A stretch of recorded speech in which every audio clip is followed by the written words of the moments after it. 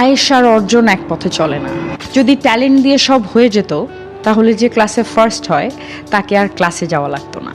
এক সপ্তাহ হাসপাতালে ঘোরাঘুরি করে ডাক্তার যদি হওয়া যেত, 5-6 বছর ধরে মোটা মোটা বই কেউ পড়তো না। 3-4 বার ব্যর্থ হয়ে ছেড়ে দিলে সেরা ক্যাপ্টেনের দেখা বাংলাদেশ আর পেত না।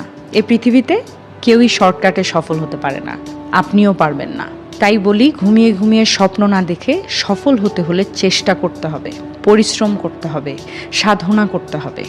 ভোর হওয়ার আগেই যে সাধনা শুরু করবে, রাত গভীর হওয়ার পরেও যার চেষ্টা চলতে থাকবে, সেই সফল হবে এবং সেই আসলে সফল হয়।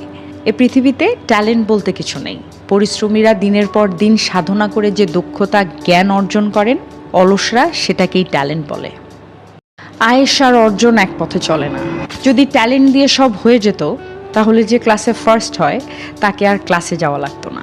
এক সপ্তাহ হাসপাতালে ঘোরাঘুরি করে ডাক্তার যদি হওয়া যেত, 5-6 বছর ধরে মোটা মোটা বই কেউ পড়তো না।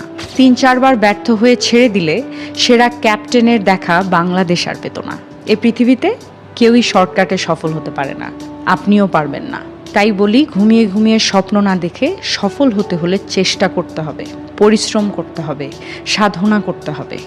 ভোর হওয়ার আগেই যে সাধনা শুরু করবে, রাত গভীর হওয়ার পরেও যার চেষ্টা চলতে থাকবে, সেই সফল হবে এবং সেই আসলে সফল হয়।